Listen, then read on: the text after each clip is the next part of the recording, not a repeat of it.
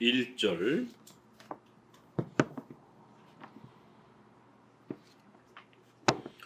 제가 봉독합니다. 유다 왕 우시아의 시대에 곧 이스라엘 왕 요아스의 아들 여로보암의 시대에 지진 전 2년에 드고와 목자 중 아모스가 이스라엘에 대하여 묵시받은 말씀이라.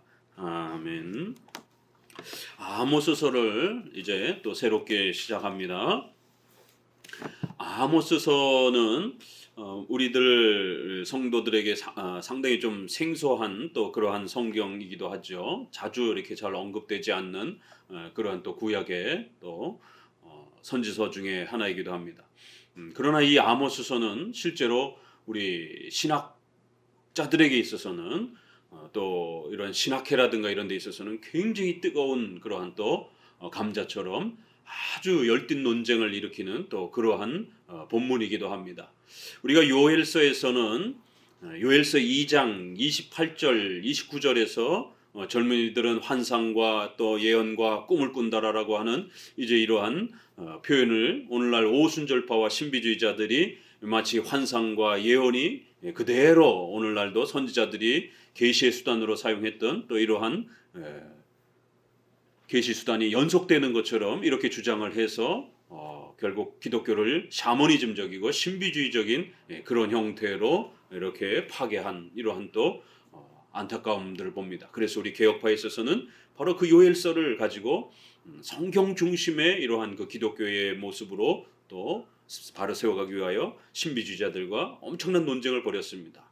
이제 그렇다면 이제 이 아모스서는 어떤 구절이 문제가 되느냐면 이 5장 우리가 한번 보시면은요. 5장 24절에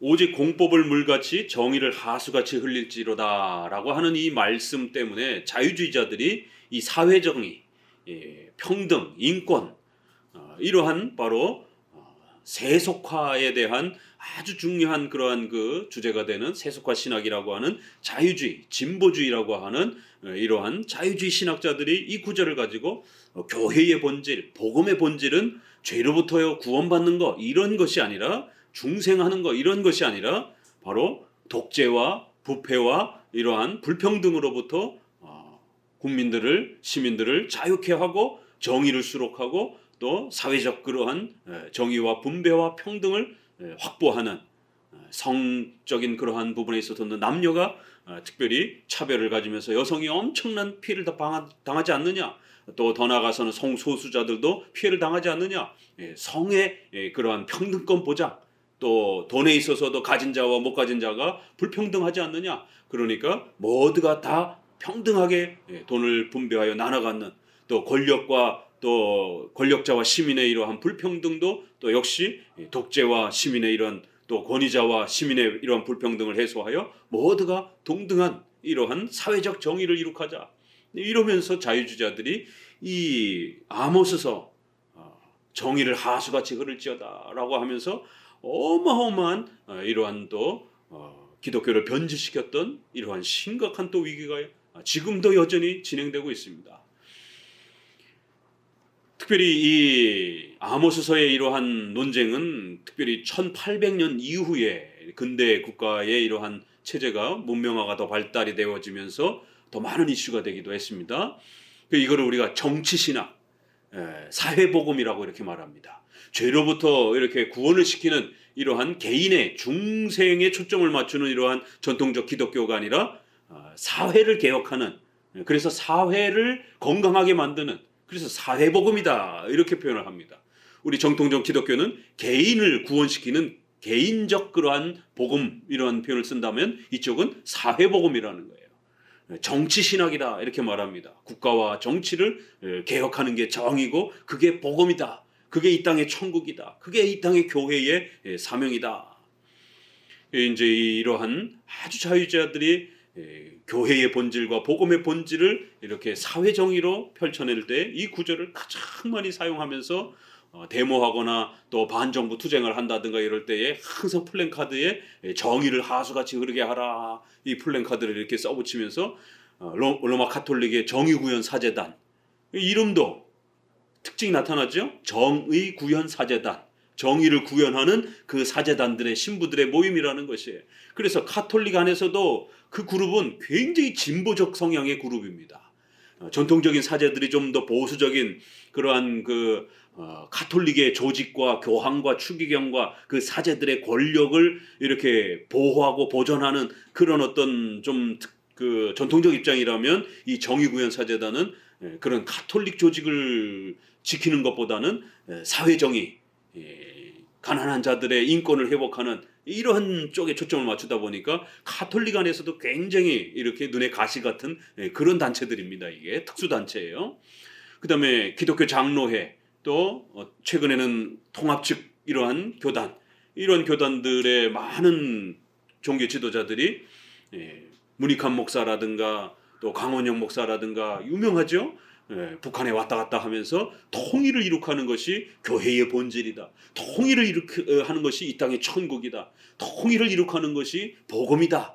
그래서 북한에서 고통받는 이러한 그 독재자의 압제 밑에서 고통받는 자들을 해방시켜주는 이것이 바로 복음이다. 이러면서 북한을 가는 것을 아주 큰 사명으로 이렇게 여기면서 이렇게 도대체 정치가인지 목사인지 헷갈릴 정도로 그렇게 이러한 목회자들은 통일 입에 통일을 달고 사는 것이, 독재 이 부분을 입에 달고 살면서 독재로부터 정의, 북한으로부터의 그러한 또 자유, 이러한 부분들을 외치면서 사회정의를 외치는, 이걸 우리가 사회복음이다 이렇게 말을 하고, 이러한 국가 정치를 지나치게 복음의 초점처럼 이렇게 주장하기 때문에 정치 신학이다 이렇게 표현을 하기도 합니다. 그래서 이러한 사람들을 우리는 보수 신학이라고 그러고, 전통적 기독교를 개인을 구원시키는, 개인을 중생시키는 이런 개인 복음의 이러한 부분들을 반대하고 사회를 중생시켜야 된다, 사회를 개혁시켜야 된다, 이런 주장을 사회복음이라는 거예요. 그래서 이들을 현대신학이라고 그러고, 우리를 정통 기독교를 옛날 거니까 보수신학이다 이렇게 표현하는 겁니다. 그래서 보수신학 대 현대신학의 이런 싸움이기도 하고, 또 사회복음 대 개인복음에 대한 또 이런 차이기도 하고, 또 정치신학이라고도 또 이렇게 표현을 하고, 우리는 성경으로 돌아가는 개혁파 신학이다라고도 이렇게 표현하고, 또 이쪽은 자유주의다 이렇게 또 표현을 하기도 하는 겁니다. 자유주의 신학. 그럴 때 우리는 개혁주의 신학, 이렇게 또 보수주의 신학 이렇게 표현을 하기도 하는 겁니다. 자, 이처럼 아모스서는 오늘 우리 시대의 이러한 자유주의를 대표하는 이러한 여러 그러한 신학자들에 의해서 이 아모스서를 칭의를 파괴하고 또 신앙을 파괴하면서 이런 윤리, 정의 이런 것만 아주 중요하게 여기는 그러한 성경인 것처럼 이렇게 주장을 하면서 기독교회의 전통적인 구원과 칭의와 복음을 다 붕괴시키고 공격하는 그러한 본문으로 사용했던 그런 구절들입니다. 그렇기 때문에 이런 부분들을 우리가 아모스서를 다시 한번 이번 기회를 통해서, 과연 아모스서가 자유주의자들이 주장하는 것처럼 과연 그러한 사회정의와 인권, 평등 이게 초점인가, 아니면 우리 전통적인 기독교의 이러한 그 입장에 따라서 그러면 아모스서는 우리가 어떻게 읽어가야 될 것인가, 이제 이런 부분들을 한번 고민해 보셔야 됩니다. 그럴 때 이제 사회정의와 이러한 정치신학, 현대신학을 주장하는 이러한 자유주의자들을 반대하면서 우리는 전통적인 우리 보수주의는 아모스서는 분명히 윤리를 말하는 건 맞다, 윤리에 초점을 두고 강조하는 건 맞다, 분명히 5장 24절에 공의를 물같이 정의를 하수같이 이렇게 해서 정의와 공의를 반드시 성도들이 이 땅에 세워가면서 확립해 가야 된다라고 하는 그러한 사명을 우리에게 명령하고 있습니다.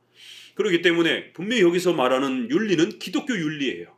기독교 윤리 하면 뭐가 떠오르죠? 십계명. 그래서 기독교 윤리, 성화 이런 부분들이 아모스서에 아주 중요한 초점이 되어지고 있는 것을 알 수가 있습니다.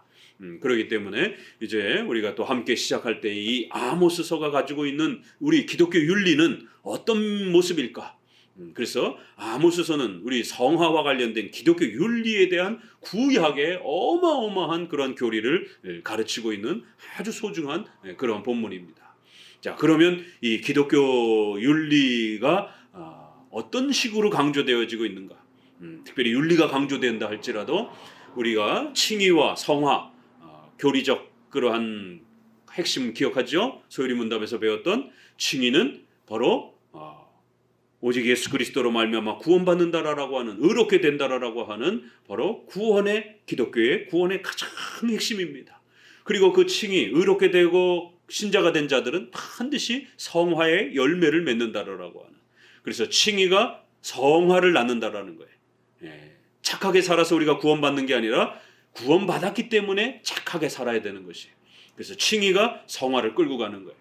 칭의와 성화는 두 가지 복으로 그렇게 주어지는 것이지 어느 하나만 주어지는 게 아닙니다. 그래서 칭의와 성화는 동전의 양면처럼 그렇게 동시적으로 함께 우리에게 주어지는 거예요. 다만 순서는 있는 겁니다. 칭의가 앞서가고 성화가 뒤따라가는 거예요. 칭의와 성화는 구별되되 분리되지 않는다라는 거예요. 유명한 우리 개혁파 구원론의 아주 중요한 표어입니다. 칭의와 성화는 구별되되, 섞이면 안 됩니다. 섞이면 착하게 살아야 구원받는다라고 하는 윤리를 통해서 구원받는 이런 카톨릭의 공로주의 신앙, 신인 협력주의 신앙이 됩니다. 우리는 오직 믿음으로, 오직 은혜로 구원받는다라고 하는 이신 칭의를 가르치기 때문에 칭의와 성화는 분명히 구별되는 거예요. 그러나 분리되지는 않는다라는 거예요. 구별과 분리는 다른 개념입니다. 우리가 두 개념은 서로 다른 개념이기 때문에 구별해서 각각의 개념을 잘 이해해야 됩니다. 그러나 칭의와 성화는 따로따로 이렇게 돌아다니는 게 아니라 칭의 받으면 반드시 성화의 열매들이 함께 이렇게 또 열매를 맺어가는 것입니다. 그래서 우리 종교개혁자들은 이 두 가지를 이중의 복이다, 이중의 은혜다 이렇게 표현하기도 했습니다. 자, 아모스서는 바로 이러한 우리의 칭의와 성화의 관계를 신약에서, 로마서에서 가르치는 이러한 원리들을 그대로 존중합니다. 역시 그래서 아모스서는 분명히 기독교 윤리, 성화 이러한 부분들을 많이 강조할지라도, 그렇다 할지라도 절대로 우리 기독교의 근본 구원의 토대가 되는 칭의와 신앙을 파괴하지 않는다라는 거예요. 칭의와 성화의 토대한 자리에서 칭의와 성화가 강조되는 그러한 토대 위에서 성화가, 윤리가 말해지는 그런 방식이라는 거예요. 그래서 아모스서에서도 중간중간에 칭의와 신앙의 중요함들을 이야기합니다. 하나님을 경외하고 예배해야 된다라고 하는 하나님의 백성으로서의 이러한 중요한 자리를 이야기합니다. 그렇기 때문에 우리가 올바르게 살아야 된다라고 하는 이렇게 열매로서 기독교 윤리와 성화를 강조하는 것이지, 우리가 착하게 살았기 때문에 구원받았다 이렇게 말하지 않습니다. 우리가 하나님의 선택, 예정을 통해서 하나님의 자녀요, 죄사함을 통하여 우리가 하나님의 백성이 되었기 때문에 우리는 이제 반드시 성화의 열매를, 기독교 윤리들을, 십계명의 이러한 실천들을 해하면서 살아야 된다라고 이렇게 기독교 우리의 윤리의 핵심을 이런 식으로 칭의와 성화의 구조 속에서 가르치고 있습니다. 그래서 아모스는 구약의 윤리론이라고 하는 이런 아주 어마어마한 내용을 이제 우리에게 담아내고 있습니다. 자, 그러면 이제 우리가 윤리론을, 칭의와 성화의 이런 핵심을 하나 기억하시고, 또 하나 우리가 윤리론 그러면 바로 떠오르는 게 뭐예요? 기독교 윤리. 그러면 우리는 뭐가 떠오르죠? 이렇게 목사님 질문했을 때 바로바로 이렇게 10년차 이상 되신 분들은 바로바로 나오셔야 되고, 5년차 되시는 분들은 5초 정도는 여유를 드리겠습니다. 5초 안에 떠올라 있어야 됩니다. 5년차 아래는 조금 봐드려서 한 3초 아래는 떠오르셔야 됩니다. 우리 기독교 윤리 하면 가장 중요한 단어, 핵심은 뭐예요? 십계명. 기독교 윤리 하면 우리 십계명을 벗어나서 생각할 수가 없는 겁니다. 십계명. 그런데 이 십계명이 율법의 그러한 그 형식과, 구약에는 제사법이라든가 여러 가지 재판법이라든가 또 이런 형식을 갖추고 있단 말이에요. 그래서 우리가 율법이라는 용어로 십계명을 다른 표현으로 율법이다라고도 이렇게 표현합니다. 자, 그러면 십계명을 대하는 태도고 율법을 대하는 태도들이 교파마다 해석의 차이가 다 달라요. 로마 가톨릭은 우리가 전통적으로 행위를 강조하면서 그 행위로 마치 구원받는 것처럼 이렇게 주장하기 때문에, 또 로마 가톨릭의 맹종, 맹신, 왜 사제들이 반지, 로마 교황의 반지에다가 키스하잖아요. 그 왜 키스하는지 아십니까? 절대 맹종의 키스예요. 이게 옛날 왕들이 이렇게 귀족들이 이렇게 왕에게 키스하면서 맹세를 하면 목숨을 걸고 그 맹세를 지키는 것처럼 그런 하나의 역사적 전통 속에서 교황에게 절대적으로 맹종 맹신한다라고 하는 그러한 표시이기도 합니다. 그러니까 교황의 그런 명령에 절대 복종해야 되는 거예요. 그러니까 이제 이런 구조다 보니까 율법주의. 그러니까 이 여기는 십계명이고 뭐고 상관은 없어요. 그냥 율법주의. 교황의 말에 무조건 복종해라라고 하는 식의 율법주의. 십계명과 관련해서 또 십계명을 지나치게 문자 그대로 마구잡이로 그냥 막 극단적으로 강조하는 제세례파. 그러니까 제세례파는 성경을 부정하지는 않아요. 그러니까 성경에 있는 걸 문자대로 막 적용을 하면서 여기 성경이 이렇게 돼 있으니까 우리가 이렇게 해야 된다. 이런 식으로 극단적으로 문자주의를 추구하는 거죠. 그러다 보니까 십계명에 이러한 부분들이 있으면 그냥 무조건 적용하는 거예요. 글자대로 적용하는 겁니다. 그래서 성경의 십계명을 사용하면서도 율법주의가 될 수 있다는 거예요. 율법주의가 있습니다.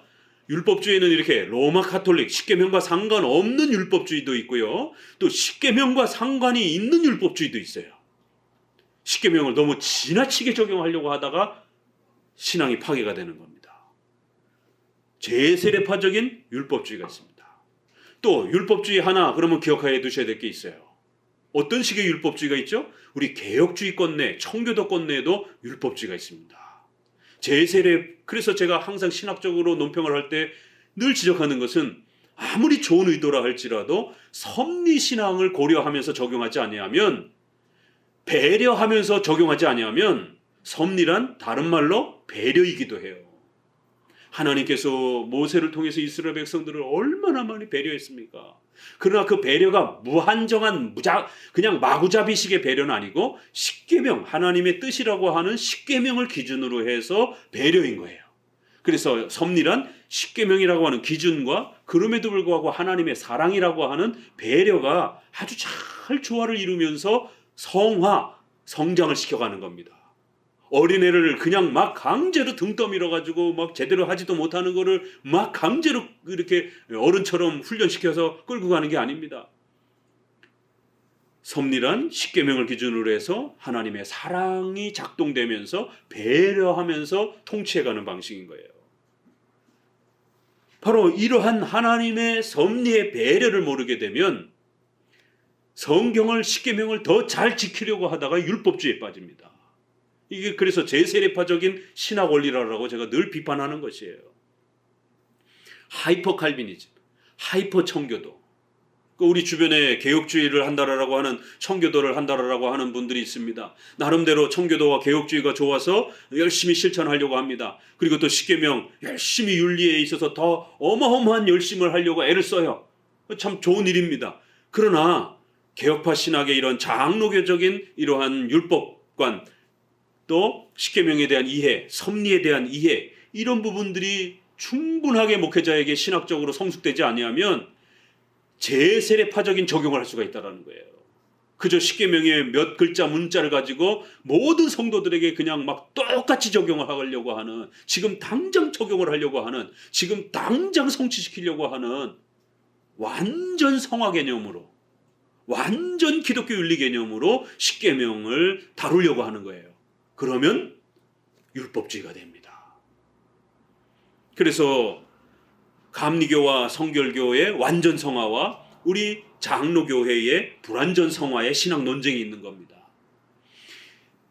이것은 제세례파하고는 조금 차이는 있어요. 그럼에도 불구하고 십계명과 율법을 적용하고 이해하는 방식이 그렇게 문자적, 여자적이라고 하는 문자적, 극단적 문자적으로 이렇게 섭리를 무시하고 이렇게 인간의 어떤 의지로 당장 지금 마치 적용하는 게, 완성하는 게 하나님의 십계명을, 기독교 윤리를 성취하는 것처럼 그런 잘못된 이해를 갖고 있는 겁니다.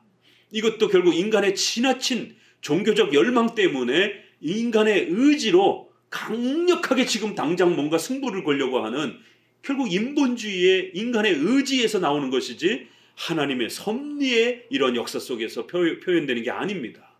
그래서 제세례파나 이러한 하이퍼적인 이런 방식들은 인본주의적 원리에 있어서는 동일하다라는 거예요. 그 인본주의가 하나님이 없는, 하나님을 무시하는 방식으로 이성 중심의 그런 인본주의도 있지만 성경을 자기 나름대로 욕망을 가지고 성경을 성취하려고 하는 그러한 신앙적 인본주의도 있습니다. 그래서 우리가 로마서 10장 2절 3절에 너희가 하나님께 엄청난 열심은 가지고는 있지만 그게 올바른 열심이 아니다라는 거예요. 굉장히 무서운 말이잖아요. 어마어마한 열심을 가지고 있지만 올바른 열심이 아니라는 거예요. 하나님의 의를 드러내는 열심이 아니라 너희 자신의 의를 드러내는 열심이라는 거예요. 우리 한번 읽어보도록 합니다. 로마서 10장. 이 부분이 많은 분들이 헷갈려하는 부분이에요. 청교도나 개혁주의를 하는 분들 중에 좋은 의도를 가지고 십계명을 이렇게 나름대로 강조하려고 막 애를 쓰다가 실수하고 잘못하면서 결국 나중에는 성도들에게 엄청난 상처를 끼치는 아주 금욕주의, 이원론주의로 결국 성도들에게 해를 끼치는 이런 안타까운 모습들을 보게 됩니다. 2절, 10장 2절 읽어봅니다. 내가 증거하노니 저희가 하나님께 열심히 있으나 지식을 쫓은 것이 아니라 하나님의 의를 모르고 자기 의를 세우려고 힘써 하나님의 의를 복종치 아니하였느니라. 이렇게도 잘못할 수 있구나. 하나님께는 어마어마한 열심을 가지고 있어요. 겉으로 봤을 때는 십계명을 가지고 성도들을 개혁하려고 아주 엄격하게 성도들의 윤리를 개혁하려고 어마어마한 희생을 합니다. 강요를 합니다. 그런데 그건 자기의 의를 드러내는 그런 열심밖에 안 된다는 거예요. 결국에는 겉으로는 엄청난 종교적 열심이 있지만, 겉으로는 엄청난 개혁주의적인 열심을 보이고 청교도적인 열심을 보이지만 결국 자기 의를 드러내는 형태로밖에 안 된다는 거예요. 왜요? 지식을 따르지 않았기 때문에, 교리를 따르지 않았기 때문에, 십계명에 대한 올바른 이해를 가지고 접근하지 않았기 때문에 그렇다라는 거예요. 그래서 이 부분은 하이퍼 청교도, 하이퍼 칼비니즘을 조심하셔야 되고, 특별히 회중파 청교도들 안에 이런 윤리론이 굉장히 강합니다. 그래서 제가 늘 우리 장로교회의 십계명에 대한 이해와 회중파의 십계명에 대한 이해가 다르다라고 늘 강조하는 겁니다. 많은 분들은 어떤 부분이 다르죠? 라고 이렇게 알쏭달쏭합니다.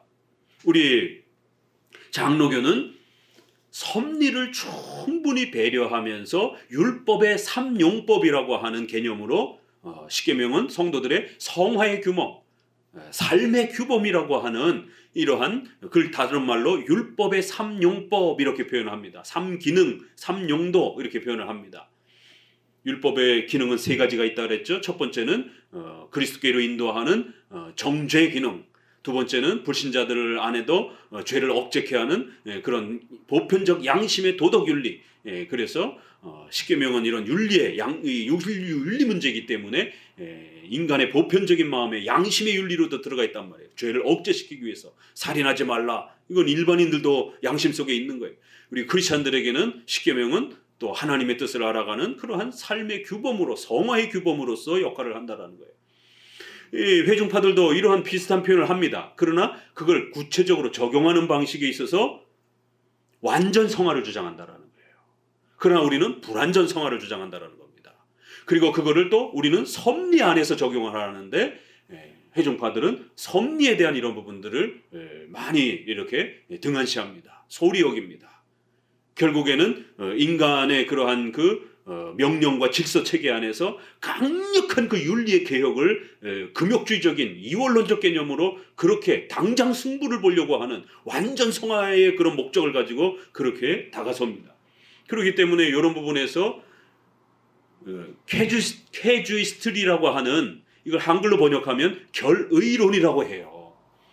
바빙크가 바로 이러한 회중파들의 이러한 지나친 이원론주의적인, 금욕주의적인, 너무 과도한 그러한 법적 명령의 어떤 형태로서의 윤리론을 비판하기 위해서 바빙크가 교의학 말고 윤리론이라는 책을 별도로 작성을 해서 책을 썼습니다. 한글로 번역이 됐어요. 참으로 감사하게.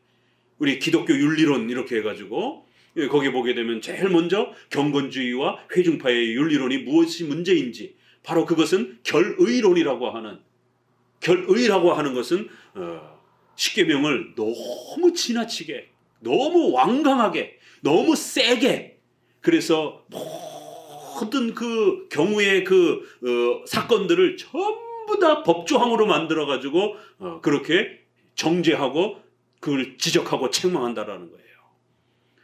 법이 국가법도요. 이 시행령이라든가 이런 부분들은 조금 자세해도 괜찮지만 기본법이 너무 자세하게 되면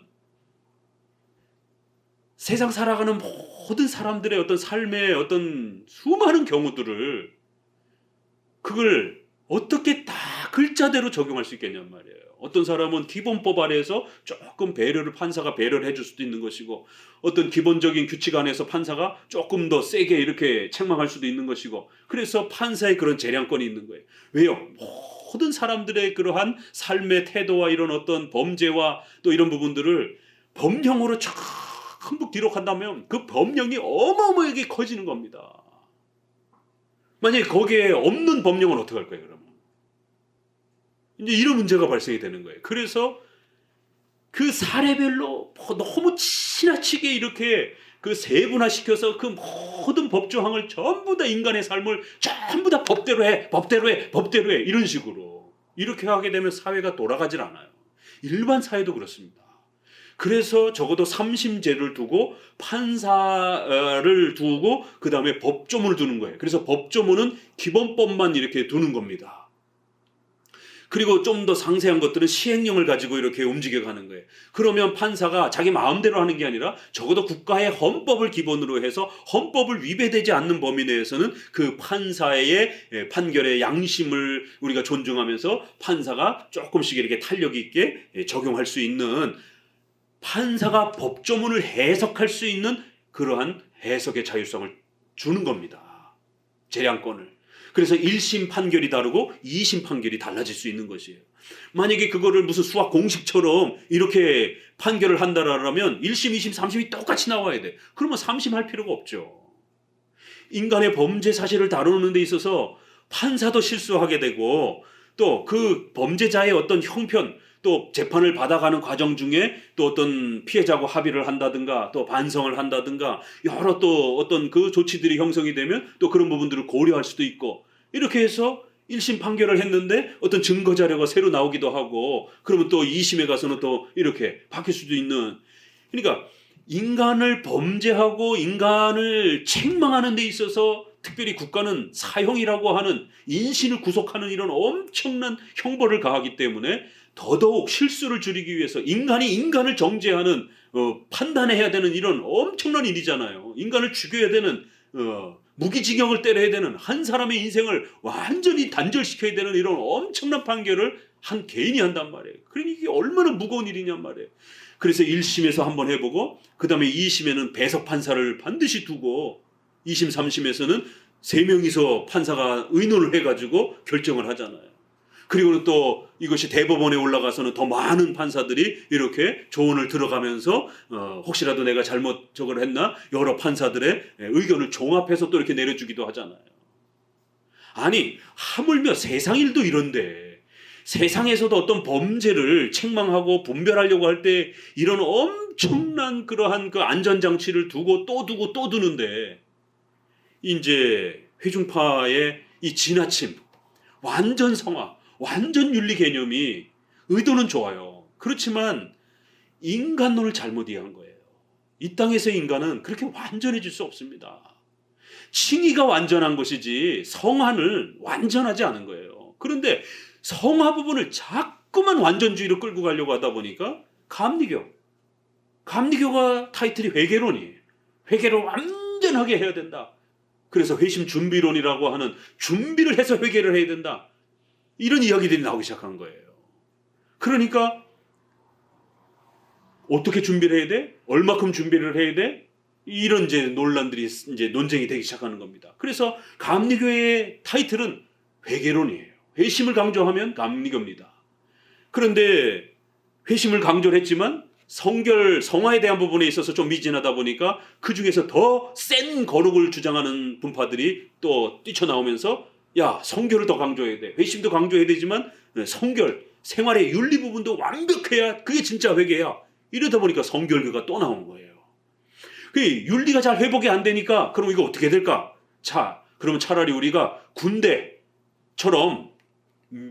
명령에 복종하는 이런 강력한 조직과 구조를 한번 만들어 보자. 성경에도 우리가 그리스도의 군대, 여호와의 군대라고 하니까 그래서 구세군이 나온 겁니다. 구세군, 구세주의 그리스도의 군사들을 줄여서 구세군 이렇게 부르는 겁니다. 그래서 거기는 목사라고 부르지 아니하고 사령관이라고 부릅니다.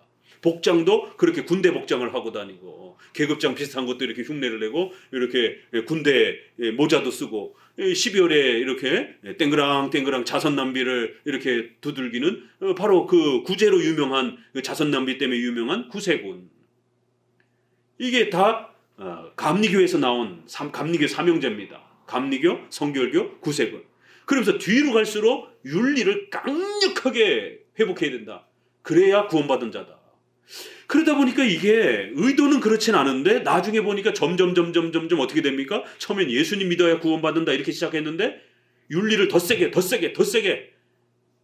더 강력한 윤리의 열매를 맺지 아니하면 구원받은 자로 취급할 수 없다. 더 세게 이러다 보니까 나중에는 어떤 일이 벌어지냐면 웬만큼 윤리의 어떤 열매를 안 보이면 구원받지 못한 자로 평가를 하게 되는 거예요.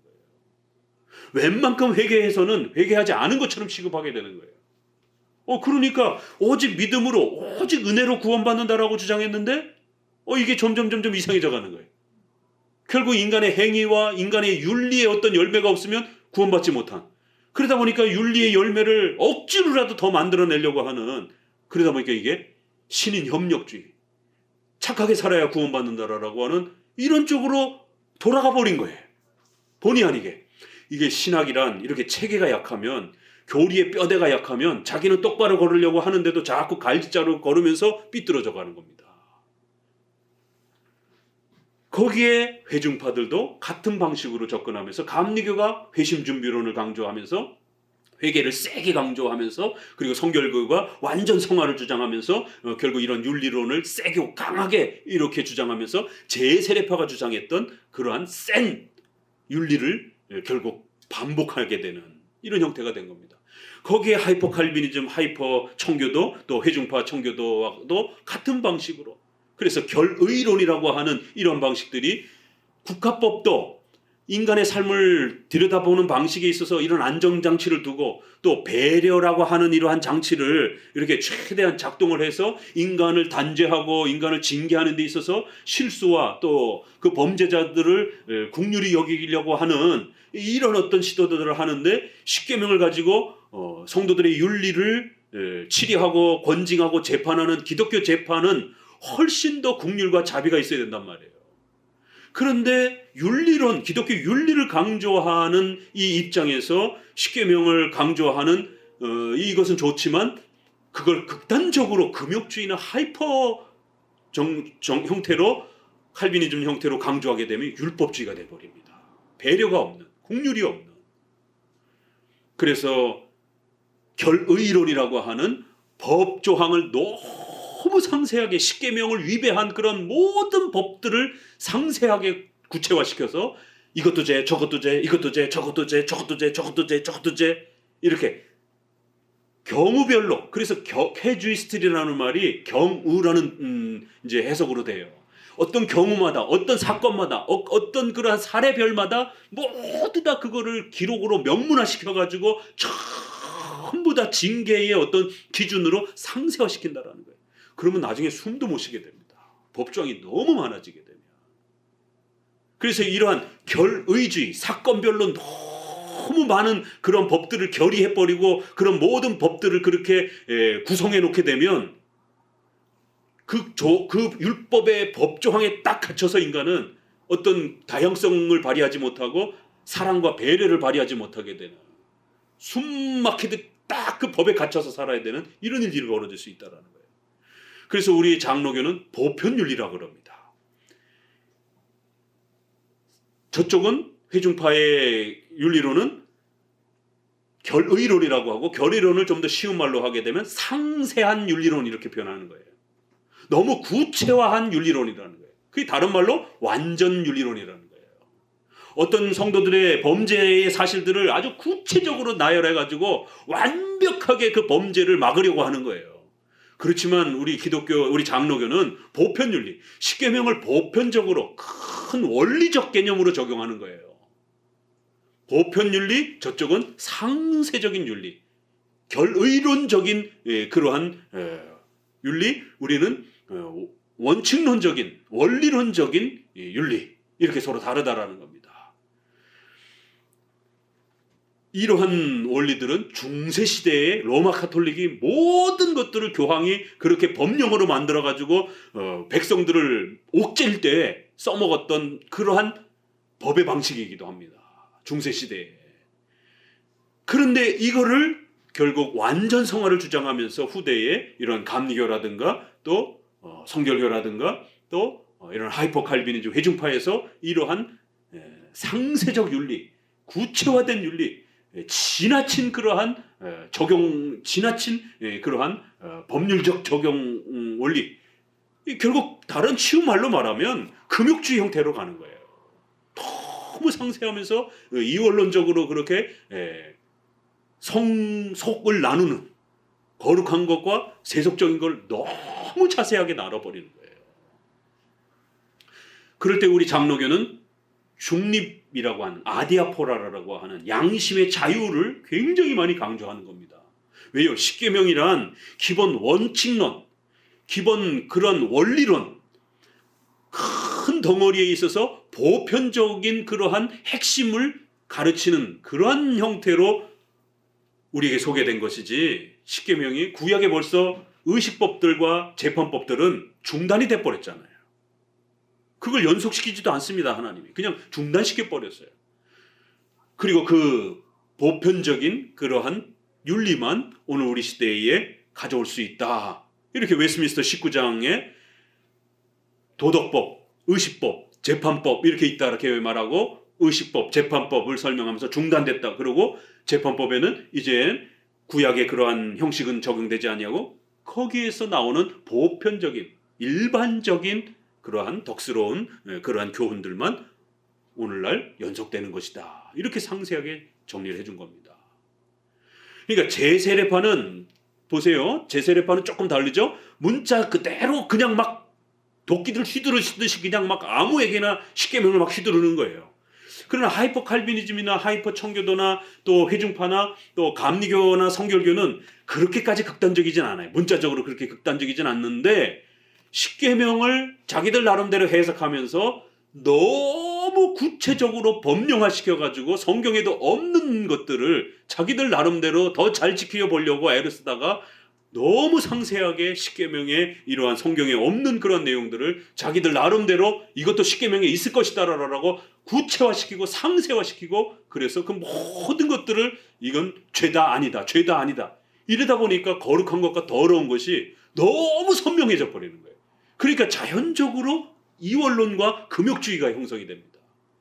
그래서 최근에 이렇게 조엘 비키가 작성했던 바로 은혜로 말미암는 준비라고 하는 책이 한국의 회심 준비론이라고 하는 형태로 소개가 되면서 마치 그게 우리 개혁주의 윤리론의 어떤 대표적인 책인 것처럼, 아니요, 그것은 청교도들, 주로 회중파 청교도들이 뉴 잉글랜드 계열의, 미국의 뉴 잉글랜드 계열의 회중파 청교도들이 그 언덕 위에 하얀 도시를 짓고 강력하게 그 뉴잉글랜드, 새로운 영국, 여기서 지상 천국을 확립하기 위한 그런 강력한 순결한 교회와 성도들을 중심으로 왕국을 만들고 싶었던 그들의 종교적인 그런 갈망함이 표출될 때 그 사회를 통제했던 법입니다. 그게 굉장히 무서운 법이에요.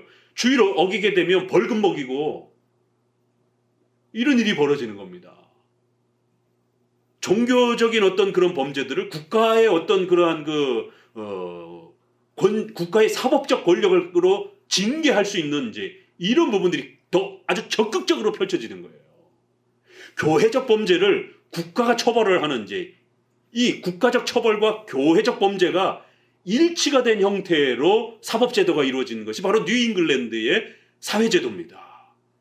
거기에 그 윤리론이 결의법이라는 거예요. 그래서 바빙크가 경건주의와 이런 회중파들의 이런 결의론적인 너무 지나치게 범죄 사실을 구체화시켜서 그걸 치리하고 재판하려고 하는 이런 적극적인 그러한 이원론적인 이러한 형태의 윤리적 접근은, 십계명적 접근은 오히려 십계명을 파괴하는, 연약한 성도들을 다 붕괴시키는, 그들을 처단하게 되는 과격한 윤리가 된다라고. 우리 십계명은 보편윤리, 기본 원칙은 분명히 있지만 그걸 상세화시키는, 상세적으로 적용할 때는 교회법. 그래서 한 개교회가 정하는 것도 아니고 전체 교단이 또 연구해서 정말 우리가 술, 담배를 한국 교회를 위해서 금지해야 될까 고민을 하는 거예요. 그래서 많은 사람들이 또 반대하면 안세울 만들 수도 있는 겁니다. 그렇지만 합의가 돼서 교회법으로 이제 법령이 형성이 되면 그 정도 우리는 법을 지키는 겁니다. 그리고 십계명의 원칙론들, 그리고 나머지는 어떻게 할 겁니까? 양심에 맡기는 거예요. 그래서 아디아포라, 중립이라고 하는, 기독교 윤리에 있어서 중립을 강조하는 이런 윤리를 우리 장로교 윤리입니다. 그런데 회중파나 이런 하이퍼 쪽에는 중립의 윤리를 부정합니다. 성경에 있는 대로 해야 된다. 성경대로 실천해야 된다. 이 말은 맞는 것 같은데 결국 그거를 적용하는 방식에 있어서 과격한 윤리론으로 가게 되는 희한한 그런 변형이 나타나는 것이. 덕스러움에 대한 문제. 고린도서라든가 로마서에 우상의 제물을 먹어야 되느냐 안 먹어야 되느냐, 덕스럽게 하라 이러는 거예요. 덕스럽게 하라는 말이 굉장히 애매한 말이죠. 사실은 알아서 해 이런 말이에요. 상식적으로 해 이런 말이죠. 양심적으로 해 이런 말입니다.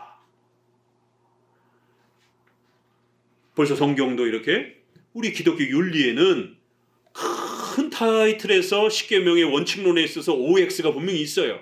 그러나 그 OX를 또 적용할 때에 참 어려운 부분들이 있는 겁니다. 그래서 교회에 몇 시에 예배를 드려야 될까? 주일날 예배 드려야 된다는 것은 십계명의 원칙론인 겁니다. 시간도 정해놨잖아요. 주일이라고 하는, 안식일을 기억하여 거룩히 지키라고 하는. 그러나 몇 시에 예배 드릴 거는 건 어떻게 할 거냔 말이에요. 어디에도 없는데 성경에. 그러니까 그거는 좀 더 공적인 거기 때문에 교회법으로 정하는 겁니다. 그래서 그 교회법조차도 개교회의 또 자유를 조금 열어두기도 해요. 그래서 농촌에서 조금 일찍 이렇게 움직이는 농촌의 또 이런 특성을 따라 10시에 예배 드릴 수 있다 그러면 교단에서 자유를 주는 겁니다. 보편적으로는 한 11시 대부분 예배 드리지만 그것도 너무 법으로 강제하지 않는 거예요. 교회법에서도 많은 부분들이 이렇게 법으로 제정되지 않습니다. 아주 중요한 것만 제정해 놓고 나머지 부분들은 목회자, 개교회 목회자가 성경을 해석하면서 목회자의 양심 아래에서 목회자가 성도들에게 이렇게 살면 안 됩니다. 이렇게 살아야 됩니다. 이런 해석의 자율성을 훨씬 많이 줍니다.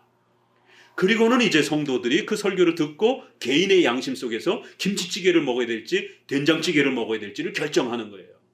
그러니까 이거 쉽게 이해를 하면 회중파의 이런 하이퍼의 결의론이라고 하는 것은 결국 김치찌개를 먹어야 될까 된장찌개를 먹어야 될까를 교회가 결정해 놓는 거예요. 제세례파나 신비주의는 뭐예요? 그들은 제세례파 안에는 극단적 문자주의자들이 있고 신비주의자들이 둘이 있어요. 그래서 이제 오늘날 하이퍼 칼비니즘이라든가 회중파 같은 형태들은 신비주의자는 아니에요. 성경의 십계명을 열심히 지키려고 하다가 자기 의를 드러내는 이런 형태가 되는 거고, 신비주의자들은 또 다른 방식이죠. 이들은 아예 무율법주의예요. 십계명 아예 무시해요. 하나님의 음성을 듣는다고 하고 환상 보고 그러잖아요. 그렇죠? 그러니까 이들은 십계명 아무 문제가 없어요. 그냥 필요가 없어요. 하나님 오늘 김치찌개를 먹어야 됩니까? 된장찌개를 먹어야 됩니까를 환상과 예언과 음성으로 들으면 이건 신비주의자들. 김치찌개를 먹어야 됩니까? 된장찌개를 먹어야 됩니까를 교회가, 목회자가 법으로 정해주게 되면 하이퍼 칼비니즘, 하이퍼 청교도, 회중파의 결의론적 원리예요. 너무 상세적으로 결의한다라는 거예요. 너무 상세적으로 그 경우의 모든 사건들을 법으로 억압하려고 하는 거예요. 그러나 우리 장로교는 자유를 좀 주는 거예요. 너가 알아서 해. 양심껏. 이러면 이제 아주 세고 막 금욕주의적이고 막 이런 데서 신앙생활 하던 성도들은 한마음교회 와가지고 목회자가 이렇게 상담하고 이러다가 그런 문제가 있습니까? 그러면 이제 십계명의 원칙론에서 자영업을 하시려고 주의를 지키셔야 됩니다. 이건 원칙론적인 거예요. 그렇지만 이제 조금 더 밑으로 내려갈수록 이제 조금씩 그건 알아서 하세요. 그건 가족들하고 알아서 결정하세요. 이러면 목사님 그건 뭐 이렇다 저렇다 답을 주셔야 되는 거 아니에요? 그건 당신이 결정해도 됩니다. 이러면 이제 굉장히 막 당혹스러워하고 어떻게 해야 될지를 모르는 거예요. 왜요? 그런 자유를 한 번도 누려보지 못했고 내가 한 번도 내 스스로 그렇게 결정을 해본 적이 없었기 때문에 그냥 목사님이 다 그걸 시켜주신 거예요. 결정해 준 거예요. 신비주의자는 어때요? 카리스마 있는 목회자가 신비적 체험 음성을 듣고 김성도 김 지사님 이거 해야 됩니다. 이렇게 하는 거예요. 그런데 결의로는 그걸 법으로 정해놓고 명령하는 것이. 그게 다른 거예요. 환상을 통해서 명령하느냐 아니면 기록으로 법들을 정해놓고 그걸 강제화시키느냐 그런 차이가 나타나는 겁니다. 그래서 완전 성화냐 우리 장로교는 불완전 성화냐. 완전 성화니까 세질 수밖에 없는 거예요. 불완전 성화니까 우리 장로교는 많은 배려를 하는 겁니다. 우리 야고보서를 봅시다. 우리 이제 아모스서를 이해하려면 우리 기독교 근본 윤리에 대한 우리 장로교적 이런 윤리관을 좀 더 잘 이해하면서 이렇게 접근을 해야 됩니다. 칭의와 성화의 관계, 지금 두 번째는 율법관, 이 율법에 대한 이해. 그래서 율법주의에 빠지면 안 된다라는 겁니다. 또 무율법주의에도 빠지면 안 된다라는 거예요. 우리는 십계명을 삶의 규범으로 강조하는 이런 도덕 율법론이라는 거예요. 자, 야고보서를 읽어봅니다. 유명한 야고보서 행함으로 구원받는다라고 표현하죠. 이 야고보서 신약의 야고보서와 같이 구약의 행함을 강조하는 윤리를 강조하는 것이 아모스서입니다. 그래서 이 야고보서를 잘 읽어보시면 아모스서랑 거의 비슷해요. 자, 2장 17절을 같이 읽어봅니다. 시작. 이와 같이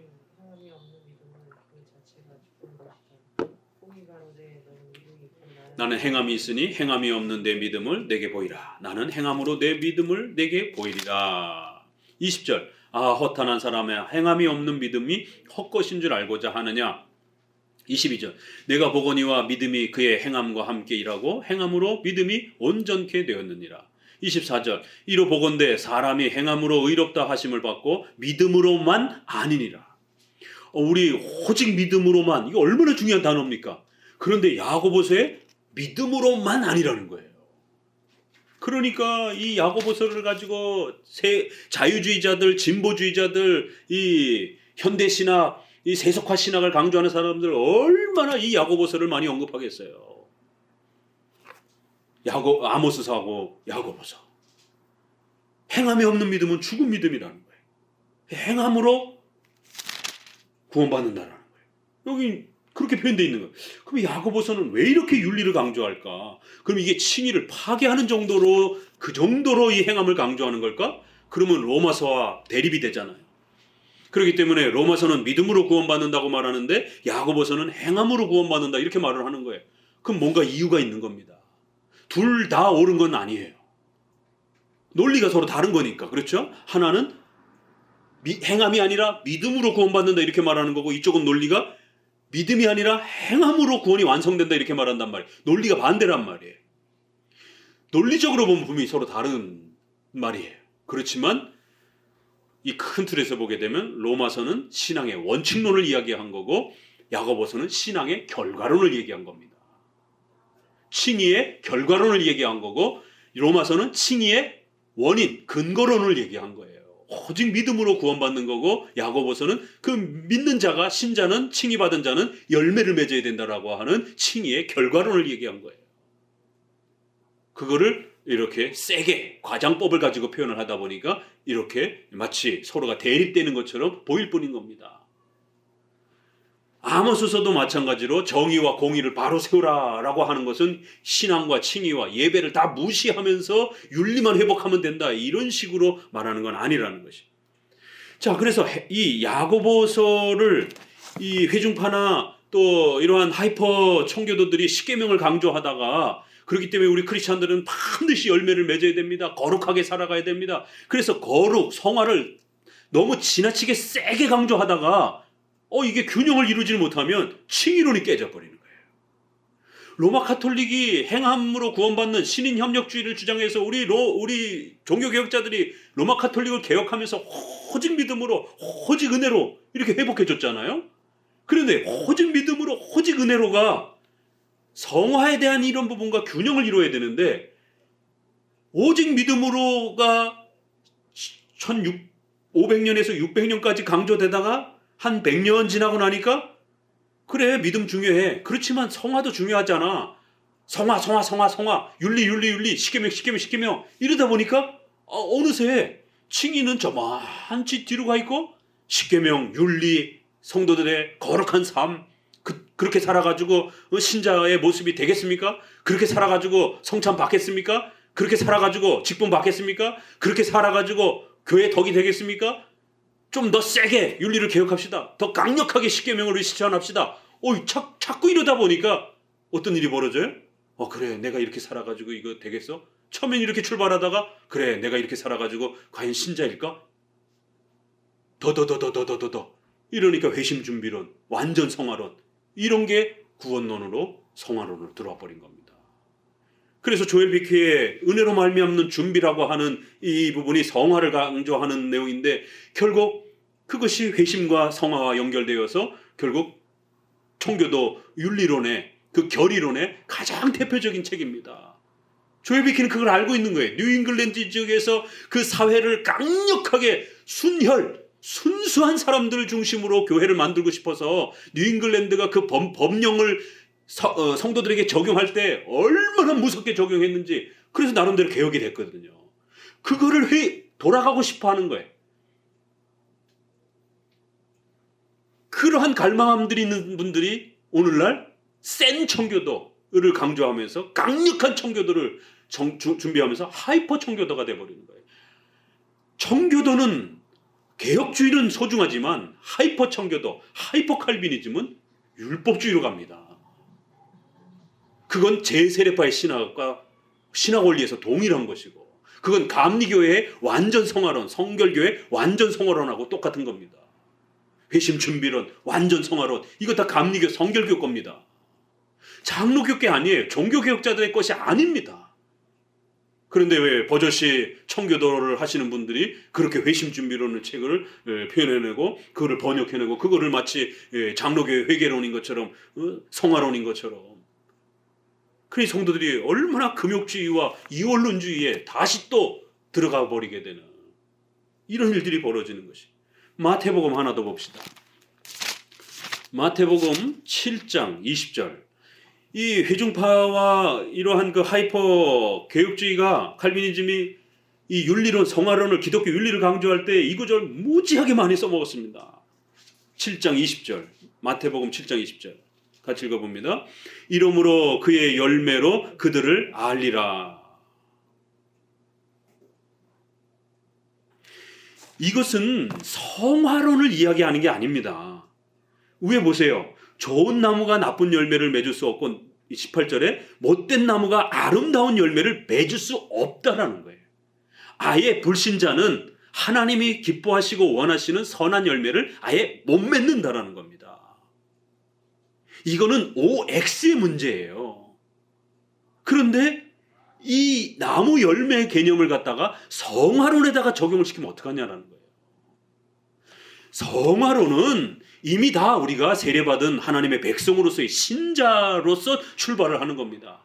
거기서 좀 더 거룩해지느냐, 좀 덜 거룩하느냐, 성찬의 이러한 그 참여의 기준에 있어서 모자르느냐, 또 그것을 충족하느냐에 대한 징계와 훈련의 차원이지, OX, 아직 내가 지옥에 있느냐 천국에 있느냐 이런 싸움이 아니란 말이에요. 그러니까 이 마태복음 7장은 원칙론적으로 신자는 열매를 맺어야 된다, 열매로 그들을 알아본다라는 거예요. 이건 맞는 말이죠. 신자는 당연히 성화의 열매를 맺는다, 원칙론적으로는 맞는 말이에요. 그렇지만 문제는 이거를 완전 성화, 회심 준비론, 그러니까 성화에도 회개가 들어가기 때문에 성화를 하는데 얼마만큼 회개해야 되는가, 불신자에서 신자로 들어오는 이러한 그 구원과 관련된 회개도 있지만 성화와 관련된 회개도 있잖아요. 그래서 이 회심 준비론이란 성화랑 맞물리게 되면 굉장히 심각해지는 겁니다. 얼마큼 회개해야 내가 예수님 믿는 겁니까? 그러면 연약하게 믿는 사람들은 아직 예수님 못 믿는 거예요? 이런 심각한 문제가 벌어지는 거예요. 막 까무러치고 막 눈물 펑펑 흘리고 막 방언하고 그 다음에 갑자기 막 술 담배 끊고 그리고 갑자기 막 착하게 살아가고 이렇게 엄청난 회개의 어떤 변화가 나타나면 그 사람 예수 믿는 사람입니까? 청교도 쪽에 회중파 청교도 쪽에서는 믿는 사람이죠 이렇게 말한단 말이에요. 그럼 우리 장로교 쪽에서는 아니요. 더 봐야 됩니다. 우리는 뭘 봐야 되느냐면 그가 신앙 고백에 있어서 제대로 고백하는가. 성경에서 말하는 예수님을 대속적 죽음에 대해서 그리스도의 그 희생에 대해서 그 교리를 정확하게 이해하는가. 그 교리를 그가 진실한 마음으로 사랑하는가. 그걸 보는 거예요. 회중파 카이퍼 청교도는 그가 변화된 삶의 열매를 얼마큼 많이 나타내는가에 더 집중하고 있습니다. 그러나 우리 장로교는 그가 고백하는 신앙의 진실된 고백이 얼마나 진실한가를 더 보려고 하는 거예요. 달라요. 그래서 그가 진실하게 정확한 교리적 지식을 알고 있고 그거를 진실된 마음으로 사랑하는 마음이 그것이 느껴지고 어느 정도 주일 성수 잘하고 또 생활의 기본적인 어떤 교회법적으로 우리가 동성애라든가 또 이렇게 아주 심각하게 세례를 줄 수 없는 그런 아주 심각한 문제들만 위배되지 않는다라면 웬만해선 세례를 주는 거예요. 그런데 회중파나 이쪽에서는 웬만해선 세례를 안 주는 거예요. 왜? 자격 미달이라 생각하니까. 회심 준비론이라는 말 자체가 그 준비라는 단어가 그래서 결국 퍼킨스도 그렇고 존 오웬도 그렇고 조나단 에드워드도 그렇고 뉴잉글랜드의 사람들도 그렇고 얼마큼 준비해야 되는가가 다 달라요. 어떤 사람은 10단계, 어떤 사람은 8단계, 7단계 자기들끼리도 다 달라요. 그래서 조엘 비키도 그걸 다 이야기해요.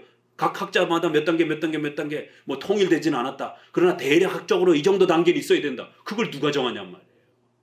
그러면 7단계에 있는 사람은 회개 못한 사람입니까? 10단계로 정한 사람 입장에서는 그럼 9단계에 있는 사람은 회개 못한 사람입니까? 9.5단계에 있는 사람은 회개 못한 사람입니까? 이게 굉장히 심각해진단 말이에요. 결의론 너무 상세하게 접근하게 되면 9.99는 회개 못한 거예요?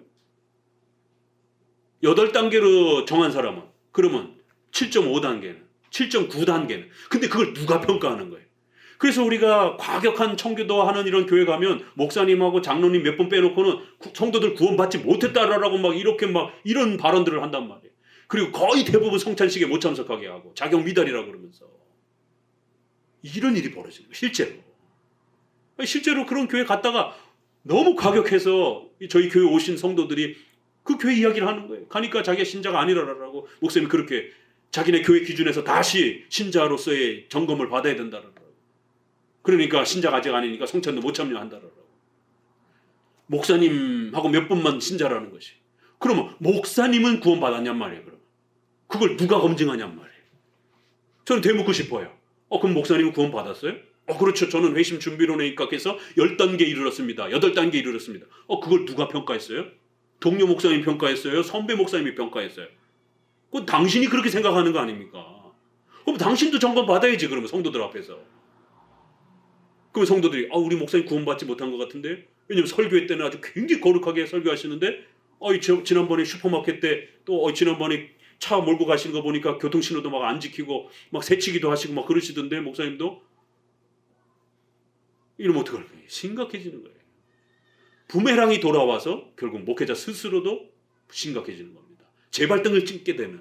그래서 우리는 보편윤리를 강조하는 거예요. 큰 원칙론을 강조하고 나머지는 교회법으로. 그리고 나머지는 목회자의 양심의 설교에 맡기고 그리고 또 나머지는 아디아포라, 중립. 김치찌개를 먹을 건가 된장찌개를 먹을 건가는 양심에 맡겨두라는 거예요. 그러니까 굉장히 이렇게 자유롭고 좀 탄력성이 있잖아요. 그 열매로 그들을 알지라. 이건 칭의의 원칙론에 대한 설명이지 성화의 구체적인 어떤 기준점을 마련하는 본문이 아니란 말이에요. 이거는 신자냐 아니냐를 계속 따지잖아요. 지금 좋은 나무는 열매를 맺는다라는 거예요. 그런데 얼마만큼은 없어요. 여기 설명 안 하잖아요. 열매를 맺는다라는 거예요. 그럼 하나 맺어도 열매 맺은 겁니다. 2개 맺어도 열매 맺은 거예요. 자, 내적으로 마음속에서 죄를 괴로워하고 있어요. 그럼 목사님이 이렇게 봤을 때 아직은 실천은 못하지만 그래도 괴로워하고 있구나. 그 마음이 진실되구나 라고 읽혀지면 성화 과정에 있는 겁니다. 우리 장로교는 그렇게 내적으로 괴로워하는 것도 성화 과정으로 인정하는 거예요. 또 그게 이제 겨우 외적으로 하나 나타났어요. 그래도 인정하는 겁니다. 너무 완전한 걸 요구하지 않는단 말이에요. 이런 부분이 차이가 납니다. 자, 그래서 이거 기독교 윤리와 관련해서 아주 중요한 그의 열매로 그들을 알지니라. 이건 원칙론적으로는 맞지만 이거를 구체적으로 성화의 규범으로 적용을 해버리게 되면 그럼 도대체 얼마큼 더더더더더더더더 이런 일이 벌어진다라는 거예요. 결의법이 나와버린다라는 거예요. 아주 상세한 열매의 단계가 과정들이 나온단 말이에요. 그러니까 회심 준비론, 성화 준비론, 성화 단계론 이런 이야기들이 자꾸 회중파나 하이퍼 쪽에서 나오게 되는 겁니다. 우리 장로교는 십계명을 기본으로 해서 원칙론, 보편 윤리를 그렇게 적용하는 거고 나머지는 섭리를 적용하는 겁니다. 그래서 섭리로 하나님께서 교회 지도자들이 그 시대에 이러한 구체적인 윤리를 법을 만들어주고 또 목회자가 그들에게 맡겨진 양떼들을 이렇게 하면 안 됩니다. 이렇게 하면 됩니다. 라고 그렇게 또 목회자가 또 그 울타리 안에서 지도해 가는 거고 그렇지 않은 또 나머지들은 성도들이 양심껏 그렇게 덕스럽게 결정하면서 살아가면 되는 겁니다. 그래서 우리는 일반 은총을 강조하는 거예요. 중립의 문제와 일반 은총이 강조가 되는 거예요. 그런데 회중파는 중립의 문제와 일반 은총이 많이 강조를 안 해요. 그래서 퓨리탄, 센 성화론, 센 회계론, 엄격한 그런 그 엄숙한 청교도 이러면 굉장히 무거워요. 분위기 자체가. 왜요? 이것도 죄, 저것도 죄, 이것도 죄, 저것도 죄 이러니까. 어디 한번 성도들하고 이렇게 놀러 가는 거 이런 것도 죄스러움을 느끼고. 이제 구약에도 보면 율법을 무시하는 무율법주의자들과 율법을 지나치게 변형해가지고 구약의 제사법을 바리새인들처럼 또 그렇게 강요하는 율법주의자들이 나오는 거예요. 선지자는 2개를 다 책망합니다. 율법주의와 무율법주의 2개 다 책망하라는 것이에요. 이런 아모스서의 이러한 기독교 윤리, 특별히 오늘날 우리 시대의 율법주의와 무율법주의가 다 우리를 공격한단 말이에요. 정통 개혁주의의 이러한 도덕 율법 개념을 이걸 우리가 신율주의라고도 이렇게 표현하고 신율주의가 우리 한글 용어로서는 쓰이는데 영어에서는 이게 자칫 잘못하면 또 그 율법주의라는 용어로 영어권에서는 또 이렇게 쓰여지고 그래요. 우리 한문으로 번역을 해서 우리가 쓰게 되면 신율주의는 조금 다른 의미인데 도덕 율법 개념이라는 거예요. 십계명을 무시하는 것도 아니고 그렇다고 십계명을 문자적으로 지키는 것도 아니고 십계명을 보편 도덕의 그러한 영언법의 개념 원리로서 그렇게 지킨다라는 거예요. 그래서 의식법, 재파법 이러한 형태들은 문자 그대로 지키지 아니하고 그 안에 있는 도덕적인 보편 윤리를 끌어내서 그렇게 적용하는 도덕법 개념으로 도덕율법 개념이에요. 도덕법 개념이에요. 우리 장로교는. 그래서 바빙크도 그렇게 기독교 윤리를 아주 500페이지인가 600페이지 정도 될 정도로 방대하게 윤리론만 별도로 그렇게 썼습니다. 우리가 신학교 가게 되면 저도 조직신학 교수지만 조직신학 서론에서 성경론을 가르칠 때에 별도로 이 윤리론을 굉장히 중요하게 가르칩니다. 기독교 윤리란 무엇인가? 기독교 윤리는 어떤 목적을 갖고 있는 것인가? 우리 십계명 소유리 문답 보세요. 하이델베르그 유리 문답 보세요. 신앙과 관련해서는 사도신경, 윤리와 관련해서는 십계명. 이 기독교 윤리가 우리 기독교 신앙에 있어서 어떤 위치에 있어야 되느냐에 따라 잘못 이 기독교 윤리가 너무 세게 강조가 되면 공로주의가 되어버립니다. 성화의 열매를 가지고 지나치게 신자인지 아닌지를 평가하려고 하나. 거꾸로 또 기독교 윤리를 무시하는 구원파와 같은 신비주의자들과 같은 환상과 예언이나 듣고 다니는 아주 몰상식한 기독교인들이 돼버려요. 참 이렇게 헷갈리는 거예요. 무율법주의, 율법주의 다 조심하셔야 됩니다. 그래서 우리 대신교단에는 우리는 율법주의도 아니고 무율법주의도 아니고 십계명을 도덕율법으로 우리가 고백하고 적용해가는 삶의 규범으로 적용해가는 십계명적 도덕 율법론이다. 이렇게 아주 신학 선언에다가 명문화시켜 놨습니다. 자, 그러면 이런 이제 기독교 윤리가 아모스서에서는 이제 과연 어떻게 펼쳐지는가? 이제 이런 부분들을 우리가 함께 배워갈 것입니다. 오늘은 이런 개론적인 서론에 대한 부분으로서 먼저 좀 소개를 드려봅니다. 아모스서 이 책을 다음 주에도 할 테니까 다음 주는 읽어가면서 합니다. 꼭 지참하셔서 미리 좀 읽어보시면서 이런 기독교 윤리를 아모스서에서 이런 개념으로 정의합니다를 지금 오늘 아주 중요한 신학적 논쟁과 관련해서 비슷해 보이는데 특별히 우리 장로교회의 이러한 십계명적 삶의 규범으로서의 윤리론이 얼마나 아주 놀랍고 칼빈의 기독교 강요 2권의 십계명을 해설하면서 이러한 개념으로 설명을 합니다. 그런데 이제 이러한 개념이 100년이 지나면서 웨스트민스터에서는 아주 잘 들어왔는데 이 웨스트민스터의 십계명의 이러한 대우리문답의 이런 원리를 이제 약간 빗나가면서 결국 사보이 선언이라든가 이런 회중파 교단들이 결국 또 다른 방식으로 이러한 십계명을 자기식대로 너무 과격하게 적용하는 형태로 이렇게 틀어졌고, 그게 이제 1700년에 가서는 감리교 웨슬레가 이제 나타나기 시작하면서 홀리클럽을 만듭니다. 그 시작 자체가 말 거기에 담겨 있는 거예요. 아주 거룩하게 한번 해보자. 이런 식으로 결국 회심을 강조하면서, 그러다 보니까 또 나중엔 성화까지 너무 지나치게 강조하면서 1700년에는 바로 이제 이러한 십계명이 너무 과격한 율법주의 형태로 그렇게 변형이 되는, 그래서 이제 19세기, 20세기에 들어와 가지고는 또 다른 형태의 율법주의로, 그래서 성도들의 어떤 변화되지 않는 삶을 권면하고 훈계하고 책망하는 것까지는 좋은데 성도들의 삶의 열매가 목회자 보기에 이렇게 탐탁지 않으면 마치 신자가 아닌 것처럼, 그리고는 성찬에 그 정도 해가지고는 못 참석하는 것처럼 이렇게까지 너무 과격하게 적용하면서 결국 제세례파의 그 극단성, 완전주의, 강렬한 지금 당장 완벽하게 모든 걸 다 개혁해야 된다라고. 그게 어거스틴 시대로 다시 1000년을 앞서가게 되면 도나티스주의, 노바티안, 이 사람들은 순혈주의, 순수주의, 완전주의, 거룩주의자들이에요. 그래서 성도들이 연약하고 부족한 사람들을 신자로 취급하지 아니하고 완벽한 거룩함으로 완벽한 성화로 무장된 그런 사람들, 홀리한 사람들만을 중심으로, 순결한 사람들만을 중심으로 교회를 구성하고 싶어 했다. 이런 신학의 접근 원리가 결국 도나티스파의 원리였고 제세례파의 원리였고, 이러한 강렬한 개혁된 신자들만의 무리로 만들고 싶었던 게 바로 뉴 잉글랜드인 겁니다. 그래서 이름도 새로운 잉글랜드를 거기서 새로운 천년왕국을 구성해보자라고 그렇게 뉴 잉글랜드 회중파들이 꿈을 꿨던 겁니다. 그리고는 그 국가법이 결국 종교적인 그러한 범죄까지 관할하면서 엄청난 무서운 그러한 형태로, 국가법은 인신을 구속할 수 있는 것이 국가법인데 교회법은 양심의 법이란 말이에요. 사랑의 법이란 말이에요. 성질이 전혀 다른 것인데 결국 국가법이 교회적 범죄를 침해하는 정교 분리의 원칙이 깨져버리는 이제 이런 일까지 벌어지면서 아주 과격한 금욕주의 형태가 폭발을 하게 되는, 이것이 20세기에 들어와서는 이제 아주 과격한 이제 근본주의 형태의 이러한 형태로 이제 또 자리를 잡는 겁니다. 이런 형태가 우리나라에는 이제 백파라고 하는 형태로 이제 들어오기도 하고, 우리나라에도 그런 거를 굉장히 아주 그 독립파 그룹 중에서 어마어마하게 무섭게 이렇게 주장하는, 아직도 남녀가 이렇게 분리해서 앉는 그런 데가 있어요. 그런 그 파들이 있습니다. 교단들이 있습니다. 남녀가 섞어서 못 앉아요. 그래서 그런 데는 청년들이 이렇게 당연히 많이 오지도 않아요.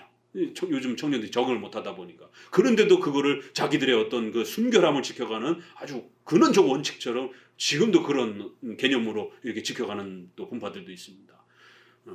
여자들은 또 이렇게 입어야 되는 어떤 그런 복장들이라든가 이런 것들도 법으로 아주 강제를 하는지, 이런 형태들. 그러니까 의식주와 관련된 이런 부분부터 시작해서 이런 모든 이러한 신앙생활이 아주 굉장히 엄격한, 미국에는 아미시라든가 메노나이트라든가 이렇게 까만 옷 입고 마차 타고 다니고 문명을 거부하는 이런 그 사람들도 완전한 신자들 중심으로 살아가고 싶은 자기들만의 그러한 결국 그룹을 만들고 싶은 그런 의욕에서 의도는 좋지만 결국 자기 의를 드러내는. 그럼 이런 식의 원리는 여호와 증인들도 마찬가지예요. 여호와 증인들이 얼마나 철저하게 개혁하려고 이런 세속적인 것을 막아보고 자기들끼리만 완벽한 어떤 신자로서의 어떤 그룹을 구성해 보려고 하는 이런 강렬한 열망이 얼마나 대단합니까? 여호와 증인들 쫓아가려면 뭘 줘요? 이런 부분에서. 그런데 문제는 하이퍼 칼비니즘과 이런 회중파와 이런 이분들의 성화론이 그 퓨리탄이라고 하는 퓨리를 너무 지나치게 금욕주의로 강조하면서 결국 완전주의의 이러한 신자 그룹, 완전한 그러한 그 교회를, 완전한 성화를 구성하고 싶어하는 이런 지나친 이러한 기독교 윤리가 결국 율법주의 형태로 또다시 성도들의 삶을 옥죄게 되는 이런 일이 벌어진 겁니다. 그럴 때마다 우리 장로교 개혁파 윤리로는 일반 은총을 아주 강력하게 주장한 거예요. 그래서 카이퍼와 바빙크의 일반 은총이 어마어마하게 중요한 책인 겁니다. 반틸의 일반 은총도 있어요. 그래서 양심의 문제, 일반 은총, 물론 우리가 특별 계시라고 하는 성경도 강조하지만 우리는 성경을 해석하는 데 있어서 양심의 문제와 일반 은총이라고 하는 이런 엄청난 일반 계시를 조화를 이루면서 펼쳐나가는 것이지, 이쪽을 무시하고 특별 은총이라고 하는 성경을 극단적으로 지나치게 막 이렇게 강요하다가 결국 또 다른 율법주의에 빠질 수 있는 위험성이 항상 있다는 것을 조심하셔야 됩니다. 참 이게 한 발 어느 쪽으로 내딛느냐에 따라 율법주의, 무율법주의에 빠지는데, 특별히 우리 개혁주의 오시는 분들은 율법주의에 빠졌다가 많이 오시는 분들이 계셔요. 그런 입장에서 보게 되면 한마음교회가 굉장히 느슨해 보이기도 하고, 목사님이 굉장히 이렇게 널널해 보이는 것처럼 보여질 수 있지만, 제가 널널한 게 아니라 이제 율법주의에 계셨던 본인이 그렇게 과격한 그런 신앙주의를 추구했다라는 사실을 빨리 깨닫고, 정통 기독교는 그렇지 않았다라는 것. 그래서 루터와 칼빈은 그렇게 지난번에도 말씀드린 것처럼 칼빈도 영국도 보러 다닐 정도로 그런 문화적 삶을 즐기고 천문학을 존중하고 분명히 이렇게 별을 점치는 점성술은 비판을 했지만 천문학은 존중하면서 그러한 문화적 발전을, 칼빈이 경제적 그러한 원칙들도 제시하고 이자율도 제시해주고 이렇게 아주 적극적으로 사회 경제에 대한 부분들에 대해서 문화 일반 은총들을 이렇게 끌어냈던 것처럼, 그런데 제세례파는 그 시절에 뭘 저렇게 천천히 배려해가면서 또 사회적인 일반적인 이런 윤리들을 다 고려해가면서 이렇게 개혁하느냐, 신앙적으로 강력하게 지금 당장 못 쫓아오면 너는 신자가 아니야, 이렇게 이제 끊어내면서 완전한 사람들 중심으로 완전한 교회를 만들고 싶었던 꿈이 제세례파의 꿈이었던 겁니다. 그래서 카톨릭의 세례도 그 썩은 세례라고 못 받아들인 겁니다. 그렇지만 우리 루터나 칼빈과 개혁파 쪽에서는 비록 사제들에게 세례를 받았다 할지라도 예수 그리스도 이름으로 받고 그가 진실로 받았다라면 인정해 주는 겁니다. 왜요? 사제들이 사제 이름으로 세례를 주는 게 아니라 성부, 성자, 성령의 이름으로 세례를 주기 때문에 그 기본적 형식은 우리 기독교의 형식하고 똑같은 거란 말이에요. 그래서 가톨릭에서 개신교로 오게 되면 세례를 다시 안 준 겁니다. 배려해 주는 거예요. 그 원칙론을 지켰기 때문에 나머지 부분에 있어서는 비록 가톨릭이라는 구성 안에서 받았을지라도, 그가 또 그 속에서 아주 연약하게 고백했을지라도 그 정도의 신앙 고백도 존중해 주는 겁니다. 이게 이렇게 다른 거예요. 오늘날도 이러한 정통 기독교, 또 칼빈이 확립해 줬던 이런 개혁주의의 이러한 윤리론을 제대로 이해를 못하다 보니까 오늘날 또다시 로마 카톨릭이 했던 율법주의, 제세례파가 했던 율법주의, 또 이러한 경건주의와 또 이러한 회중파들이 실수했던 또 그런 과격한 금욕주의적 결의론이 오늘 우리 시대에 또 그게 개혁주의라는 이름으로 들어오고 있는 겁니다. 우리 장로교는 굉장히 온화하고 섭리를 배려해서 십계명의 원칙조차도 섭리 아래서 성도가 못 쫓아오면 나는 자비를 원하고 제사를 원치 않는다라고, 이런 엄청난 파격적인 안식일은 지켜야 돼요. 그런데 나는 제사를 원치 아니하고 자비를 원한다라고. 너희가 안식일이라 할지라도 구덩이에 짐승이 빠져 있으면 일하지 않느냐라는 거예요. 이런 파격적인 자비와 배려를 그리스도께서 하신 겁니다. 예배도 중요하지만 성도들이 위험에 빠졌다라면 배려해야 된다는 거예요. 십계명의 원칙론을 살아가는 건 당연하지만 연약해서 또 집안에 아직 불신자들 가정이 많은 데서 혼자 신앙생활을 하는 성도일 때 많은 배려를 해주는 거예요. 그래서 그가 아직 못 쫓아올 때 그를 신자가 아니다라고 막 이렇게 내치는 게 아니라 그가 진실되게 신앙 고백하고 세례를 받았으면 신자로서 격려하고 같이 그 눈물의 시간들을 아파하고 괴로워하면서 하나님께서 너희 가정을 변화시켜 줄 때까지 같이 기다려주면서 같이 격려하면서 같이 배려해 주는 겁니다.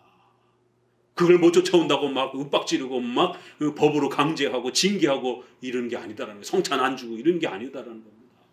그래서 장로교 윤리론은 굉장히 따뜻하고 배려가 많고 그러면서도 원칙론을 잘 지켜가는 이런 기가 막힌, 그래서 삶의 규범으로서 도덕법의 개념으로서의 섭리론적인 일반은총적인 이 모든 부분들을 포괄하는 보편윤리 개념으로 이렇게 적용하는 것이지 너무 지나치게 억압 형태로 강제 형태로 그렇게 구체화해서 급욕주의적인 이원론으로 적용하는 게 아니다라는 것입니다. 자, 아모스서 우리 기독교 윤리를, 구약의 이러한 윤리론들을, 이런 우리 기독교의 소중한 교리적 개념들을 이제 한번 구약을 통해서 한번 배워봅시다. 감사합니다.